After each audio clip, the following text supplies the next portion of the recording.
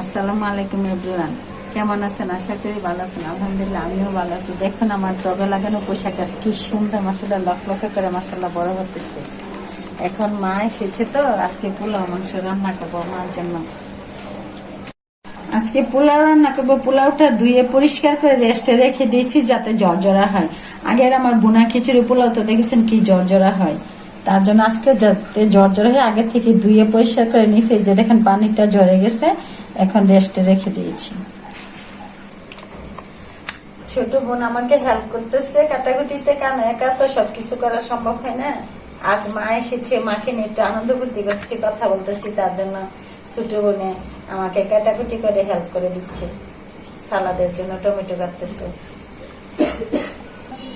বোনেরা আজ দেশি মুরগি রান্না করব, পোলাও করবো, সাথে এগুলা আমার বোনে আমাকে হেল্প করেছে, দিয়ে পরিষ্কার করে দিয়েছে। আর দেশি মুরগির কলিজাগুলো বাপায়া পরিষ্কার করে ধুয়ে দিয়েছে। কাঁচামরিচ কুচি করেছি, পেঁয়াজ কুচি করে। পোলাওর সাথে কাবাব খাবো। আর কাবাব কিভাবে সংরক্ষণ করে রাখা যায় আপনাদেরকে দেখিয়েছিলাম। আজ ফ্রিজ থেকে নামিয়েছি, পোলাওর সাথে খাবো। এগুলো আবার ভেজে নিব, হালকা ভেজে রেখেছিলাম।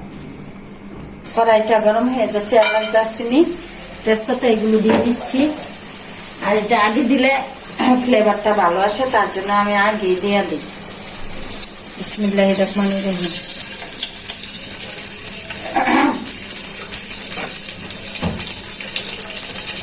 তো বোনেরা এখন তুফানের দিন, চেহারা বান্ধিনি পরে একটু সাবধানে, ছেলে মেয়েরা স্বামী যারা ব্যবসা বাণিজ্য চাকরি টাকরি করে সাবধানে সবাই আসে বইটা দিবেন, এরকম অবস্থা।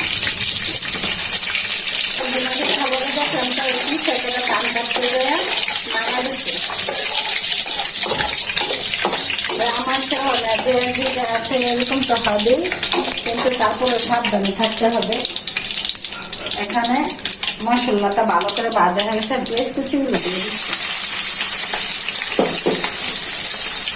পেঁয়াজটা ভালো করে ভাজা হয়ে যায়।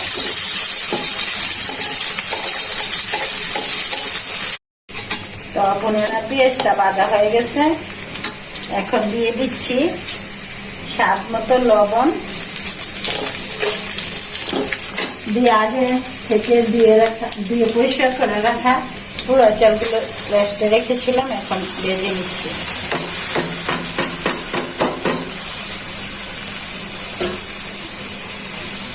সাথে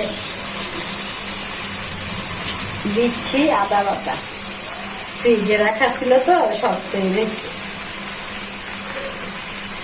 তারপর সাথে একটু রসুন বাটা দিচ্ছি, এটা টেস্ট অন্যরকম হয়। এখন ভালো করে চাউলটা ভেজে নিই।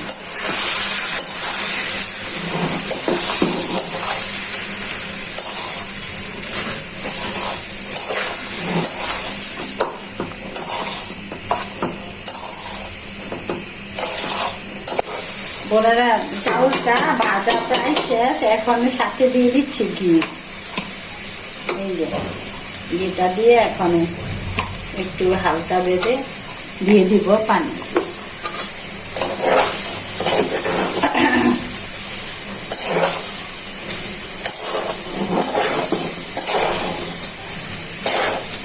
আর ঘিটা দিয়ে, হাতের ঘি তো, ঘিটা দিয়ে পোলাওটা খাইতে সেই লাগে, খালি খাওয়া যায়।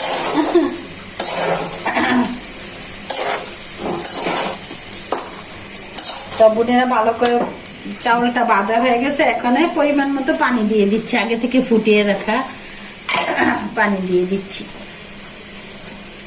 এখানে 1 কেজি চাউল আমি পানি দিব 1.5 কেজি।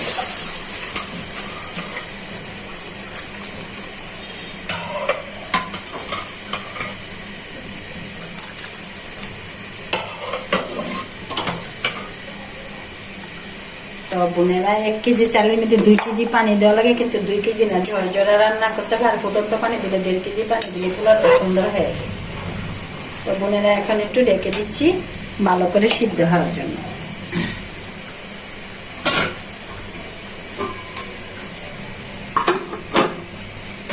এরা দেখি পোলাওটা, হ্যাঁ পোলাওটা প্রায় হয়ে যাচ্ছে।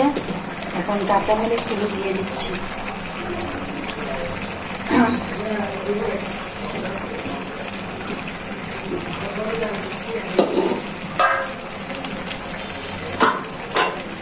বোনেরা এখানে একটু পোলাওটা প্রায় হয়েই যাচ্ছে, এখানে অল্প আঁচে রেখে দেব, লো হিটে রেখে দেবো একটা তাওয়ায় বসিয়ে।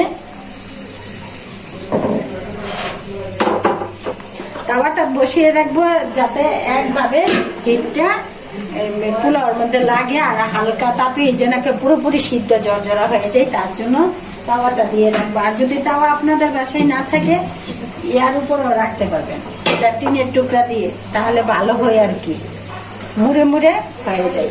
এখন তাওয়ার উপরে বসিয়ে দিচ্ছি, এখন রেখে দিচ্ছি আর লো হিটে রেখে দিব।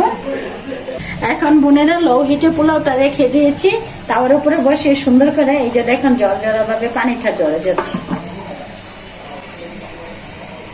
এখন তেলটা গরম হয়ে গেছে, তেজপাতাটা দিয়ে দিচ্ছি আর তেজপাতা গুলো টুকরো করে দিয়েছি।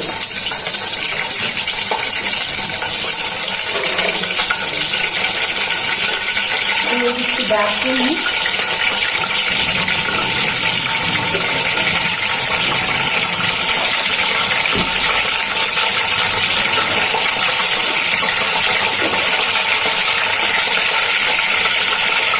দিয়ে দিচ্ছি এলাচি,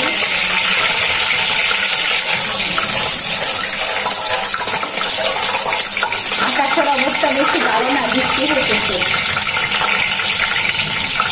এখন পেঁয়াজ কিছু দিয়ে দিচ্ছি,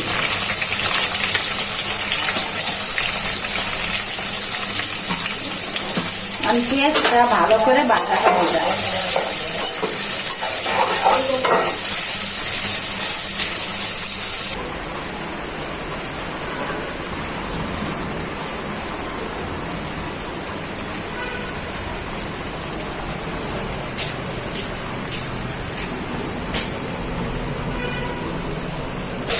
আজকে প্রচন্ড গরম তো, মুরগিটাকে আজকে বেশি মুরগি কষিয়ে রান্না করবো, তার জন্য পেঁয়াজটা কাঁচা থাকবে, মুরগিটা দিয়ে দিচ্ছি।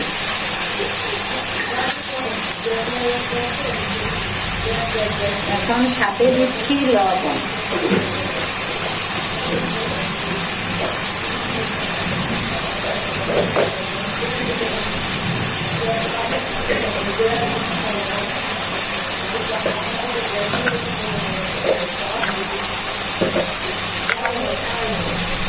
দিয়ে দিচ্ছি পরিমাণ মতো হলুদের গুঁড়া,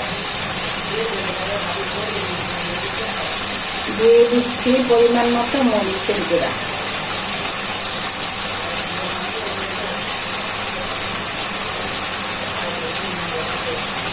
দিয়ে দিচ্ছি পরিমাণ মতো জিরার গুঁড়া,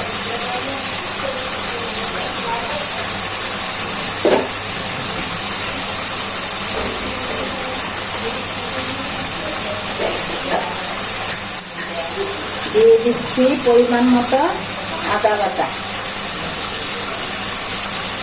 দিয়ে দিচ্ছি পরিমাণ মতো রসুন বাটা।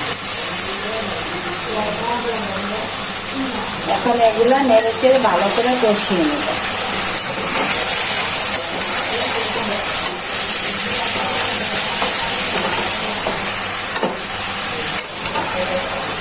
এখন ভালো করে কষানোটা হয়ে যাবে। দেখি বোনেরা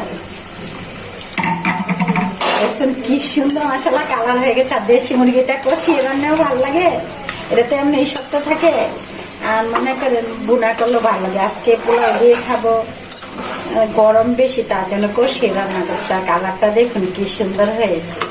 এই মুরগিটা দেশের থেকে আমার আম্মা এনেছে, নিজে পালতো তো, ওই মুরগিটা কেটে কুটে জবাই করে পরিষ্কার করে নিয়েছি, ডিপে রেখে দিছি। পরে আজকে আবার আমার ছোট বোনে সবকিছু আমাদের সাথে হেল্প করছে।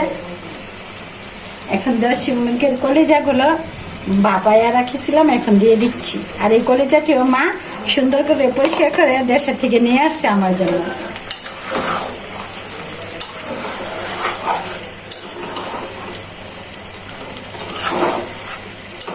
এখন ভালো করে আর একটু কষানো হয়ে যাক, পরে আবার ঝুলি দিয়ে দিব। তো দেখি বোনেরা পোলাওটা কিরকম হয়েছে।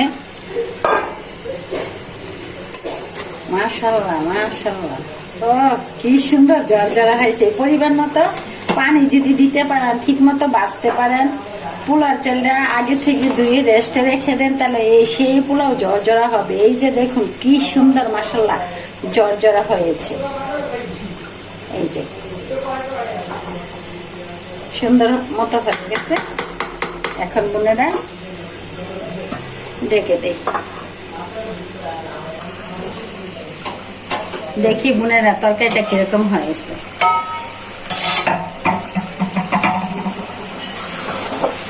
মাশাআল্লাহ কি সুন্দর। আর হাতের মুরগি তো, নিজের হাতে পালা মুরগিটা টেস্ট অন্যরকম।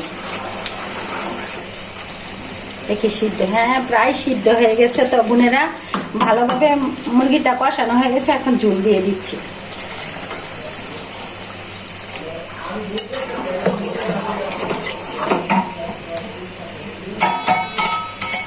এখন একটু হাই হিট দিয়ে দিই, ঝোলটা যেন ভালো করে টেনে দেয়। বুনে দেখি তরকারিটা কিরকম হয়েছে। মাশাআল্লাহ কি সুন্দর একটা কালার আসছে, দেখি চেখে। ও সেই স্বাদ, সেই মজা হয়ে গেল বোন তরকারিটা ভালোভাবে। আর দেশি মুরগি তো অন্যরকম একটা টেস্ট আসছে। আর এর সাথে কাবাব দিয়ে পোলাওটা পরিবেশন করে সবাই খাবো। তো বোনেরা ভালো থাকবেন, সুস্থ থাকবেন, আমার ভিডিওগুলো বেশি বেশি দেখবেন, লাইক করবেন, কমেন্ট করবেন, সাপোর্ট করে আমার পাশে থাকবেন। আল্লাহ হাফেজ।